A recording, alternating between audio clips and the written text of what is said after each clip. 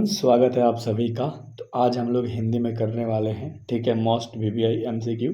ज़्यादा एमसीक्यू नहीं है, मात्र 30 गो एमसीक्यू है। अगर आप 30 में 25 को सही कर पाते हो, समझो कि आपकी तैयारी बेस्ट है और सारे इंपॉर्टेंट सवाल हैं, ठीक है। तो ध्यान से देखिएगा और अच्छे तरीके से देखिएगा, ठीक है। और इस चैनल को सब्सक्राइब कर लीजिएगा, डिस्क्रिप्शन में लिंक होगा व्हाट्सएप ग्रुप का, ज्वाइन हो जाइएगा ताकि आपको जो भी वीडियोज़ आए वो मिलता रहे, ठीक है। सबसे पहला सवाल है कि बातचीत शीर्षक निबंध के निबंधकार कौन है, मतलब बातचीत को लिखा किसने है। तो बालकृष्ण भट्ट ने लिखा है, आप सबको पता है किसने लिखा है, बालकृष्ण भट्ट ने लिखा है। अगला सवाल है कि बातचीत के माध्यम से बालकृष्ण भट्ट क्या बतलाना चाहते हैं। तो बातचीत के माध्यम से बालकृष्ण भट्ट जो है वो बातचीत की शैली बताना चाहते हैं। ए नंबर का ऑप्शन सही है। क्या बताना चाहते हैं, बातचीत की शैली बताना चाहते हैं बातचीत के माध्यम से, ठीक।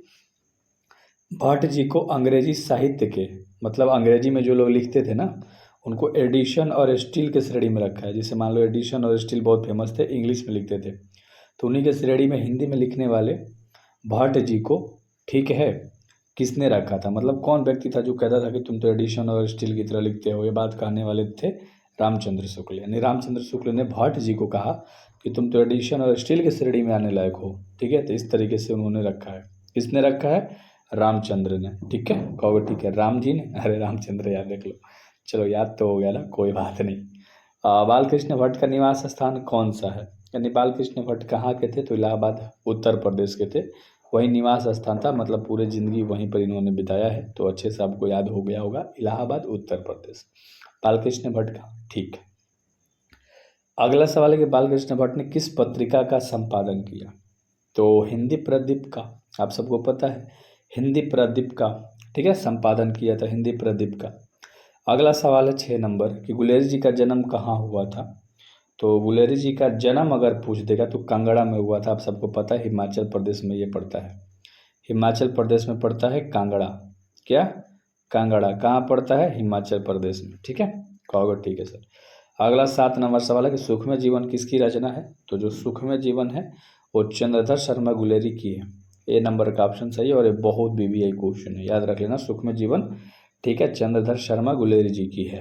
तो आप ज़रूर अपने आप से इमेजिन करना कि आपको एक बेहतर नंबर लेकर आना है। अगर आप डेली 45 मिनट पढ़ रहे हो, ठीक है, तो उसको इंक्रीज़ करो, 2 घंटे करो, ठीक है। अगर नहीं पढ़ पा रहे हो डेली, कल पढ़ेंगे, कल पढ़े कर गए तो वजह एक गलत वाली बात है ना, कि कल से पढ़ेंगे। नंबर लाना यार आपको, ठीक है। ये भी अपने आप को समझो थोड़ा सा। उसने कहा था कहानी कब प्रकाशित हुई थी, तो 1915 में प्रकाशित हुई थी, ऑप्शन नंबर सी। कब, 1915 में प्रकाशित हुई थी। अगला सवाल है कछुआ धर्म किसकी कृति है। कछुआ धर्म जो है वो चंद्रधर शर्मा गुलेरी की कृति है, चंद्रधर शर्मा गुलेरी की, चंद्रधर शर्मा गुलेरी की। पुरानी हिंदी रचना है, जो पुरानी हिंदी है वो चंद्रधर शर्मा गुलेरी जी की रचना है, चंद्रधर शर्मा गुलेरी जी की रचना है, ठीक है। तो पुरानी हिंदी याद रख लेना, चंद्रधर शर्मा गुलेरी जी की रचना है। उसने कहा था कहानी में उद्यमी उठ सिगड़ी में कोले डाल, ये किसने कहा है। तो ये कहने वाले सूबेदार हजारा सिंह है। सूबेदार हजारा सिंह कहते हैं कि उद्यमी उठ सिगड़ी में कोले डाल, ठीक है। तो याद रख लेना, इंपॉर्टेंट सवाल है। अगर किसी बच्चे को चैप्टर वाइज नोट्स चाहिए, आर्ट्स वालों, तो ले सकते हो, या वीवीआई क्वेश्चन अगर चाहिए, आर्ट्स साइंस कॉमर्स था ना, तो आप सबको अच्छे तरीके से मिल जाएगा, ठीक है। वीवीआई क्वेश्चन लेना हो तो ले सकते हो अच्छे तरीके से। और अगर गाइड अगर आप बाज़ार से खरीद रहे हो तो मत खरीदना, गलत रहता है, मेरा गाइड ले लेना, ठीक है, अच्छे तरीके से। जो आपको चाहिए वो सब मिलेगा, ठीक है। टॉपर बनने के लिए हर चीज़, हर कंटेंट मैंने तैयार कर रखा है, साइड में आपको चलता हुआ दिखाई दे रहा है। कोई भी सब्जेक्ट का लेना हो तो आप ले सकते हो, ठीक है। तो thank you very much. WhatsApp number दिख रहा है, पहले ऐप पे जाना, डिस्क्रिप्शन में ऐप का लिंक है, ऐप में लेना। ऐप में अगर ले पाओ तो ठीक है, लेने आएगा तो, नहीं तो व्हाट्सएप कर सकते हो, ठीक। और ज़रूर लेना, मैं तो कहूँगा, ठीक है। मार्केट के चक्कर में मत पड़ना, गाइड के चक्कर में बर्बाद हो जाओगे, है ना, मतलब गलती गलती होती है। मेरा लेके देखो, टॉपर बन जाओगे भाई। 16 टॉपर दे चुका हूँ अब तक, और झूठ नहीं बोलता, मैं जेनुअन बंदा हूँ, जेनुअन तरीके से आप सबको पढ़ाता हूँ, ठीक है, शिद्दत के साथ।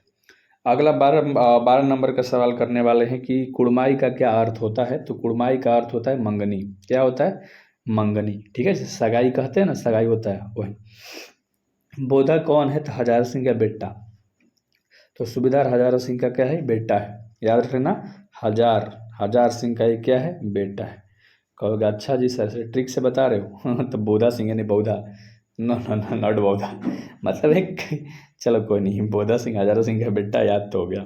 दलविहीन लोकतंत्र किसके मूल उद्देश्यों में है? तो दलविहीन लोकतंत्र जो है वो मार्क्सवाद और लेनिनवाद के, ठीक है, मूल उद्देश्यों में है। बी नंबर का ऑप्शन सही है, अच्छे से याद रख लीजिए, ठीक है। तो जयप्रकाश नारायण के बचपन का क्या नाम था? बचपन का नाम था बाउल, ठीक है, क्या नाम था? बाउल। और जब बड़े हो गए तो इनको कहा जाने लगा जेपी, जेपी का मतलब जयप्रकाश नारायण, कहोगे ठीक है सर, तो दोनों हमें याद हो गया। अगला 16 नंबर सवाल है, अभी ना जाने कितने मीलों दूर इस देश की जनता को जाना है, किसने कहा था? तो ये बात कहा था जवाहरलाल नेहरू ने कि अभी ना जाने कितने मीलों दूर इस देश की जनता को जाना है। अगला सवाल है कि दिनकर जी का निधन किस अस्पताल में हुआ? तो दिनकर जी का जो निधन था वो विलिंगडन नर्सिंग होम में हुआ था।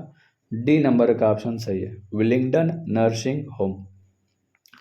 अगला सवाल है कि जयप्रकाश नारायण को किसका दलाल कहा गया है? तो जयप्रकाश नारायण को, है ना, अमेरिका का दलाल कहा गया है। किसका? अमेरिका का। डी नंबर का ऑप्शन सही है। किसका दलाल कहा गया है? अमेरिका का। जयप्रकाश नारायण के स्वास्थ्य पर निगरानी रखने वाले डॉक्टर का क्या नाम था? तो जयप्रकाश नारायण के स्वास्थ्य पर निगरानी रखने वाले डॉक्टर का नाम था डॉक्टर रहमान। ए नंबर का ऑप्शन सही है। कौची है? डॉक्टर रहमान, ठीक है। अगला सवाल, दिनकर जी की पहली काव्य पुस्तक कौन सी है? तो दिनकर जी की पहली काव्य पुस्तक थी प्रणभंग। प्रणभंग, डी नंबर का ऑप्शन सही है, प्रणभंग, ठीक है। अगला सवाल कि दिनकर जी की पहली कविता किस पत्रिका में प्रकाशित हुई थी? तो छात्र सहोदर, यहाँ पर ए नंबर का ऑप्शन दिख रहा है, छात्र सहोदर। याद रखना, जो दिनकर जी की पहली कविता थी वो छात्र सहोदर में प्रकाशित हुई थी।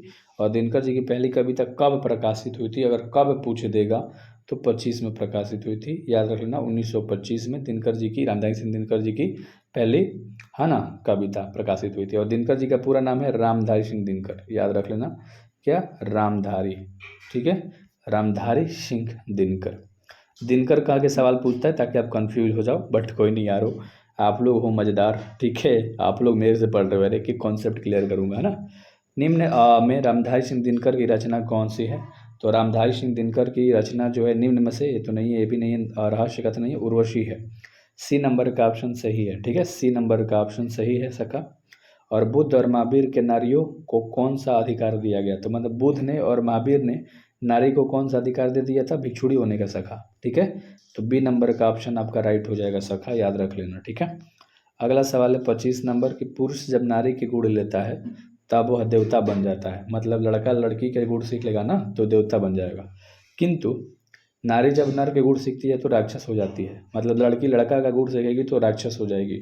और ये बात किसने कहा था? तो प्रेमचंद जी ने कहा था, ठीक है, प्रेमचंद जी ने कहा था। और क्या खराब बात कहा था यार, कि लड़की लड़का के गुण सीखेगी तो राक्षसी हो जाएगी। भाई नहीं, समानता का अधिकार है ना, दोनों को समानता होनी चाहिए भाई, है ना, कोई भी सीखे यार अच्छा ही होगा ना। तो ये बात गलत कर दिए थे यार। तो प्रेमचंद जी का नाम याद रख लेना, खड़ूस आदमी का, कहोगे अच्छा याद कराने के लिए बोल रहा हूँ बस। अर्धनारीश्वर किस विधा से संबंध है? तो अर्धनारीश्वर एक निबंध है, क्या है? एक निबंध है, अर्धनारीश्वर एक निबंध है। और निम्न में से किस कहानी में गैगरिन आया है? तो गैगरिन रोज में आया है, रोज में मालती मुख्य पात्रा में है, कुछ याद आ रहा है? कहोगा इसका पति डॉक्टर है जिसका नाम है महेश्वर, कहाँ कहाँ पर ये काम करता है? पहाड़ों में, पहाड़ों पे डॉक्टर है, कहोगे हाँ जी सर। मालती किस कहानी की पात्र है? तो रोज की, अभी हम लोगों ने देखा, रोज, रोज की पात्र है। अगला सवाल है कि रोज शीर्षक कहानी में तुम कुछ पढ़ती लिखती नहीं हो, ये बात किसने पूछा था? तो लेखक ने पूछा था मालती से, ठीक है, लेखक ने मालती से पूछा था तुम पढ़ती लिखती नहीं हो, ये बात लेखक ने पूछा था। एंड लास्ट सवाल कहोगे तो मैं आपको होमवर्क में दे दूंगा, और VVI क्वेश्चन नोट्स वगैरह ले लो यार, ठीक है, अच्छे तरीके से पढ़ाई कर पाओगे। सदानंद हिरानंद वत्सन अगे द्वारा लिखी हुई कहानी कौन सी है? तो रोज को लिखा था, सिंपल, अभी हम मालती के बारे में पढ़ रहे थे, तो सदानंद हिरानंद वत्सन अगे ने लिखा। कभी कभी केवल अगे देता है, तो अगे जी ने लिखा, याद रख लेना, इनका पूरा नाम याद रखना, इस सदानंद हिरानंद वत्सन अगे, ठीक है।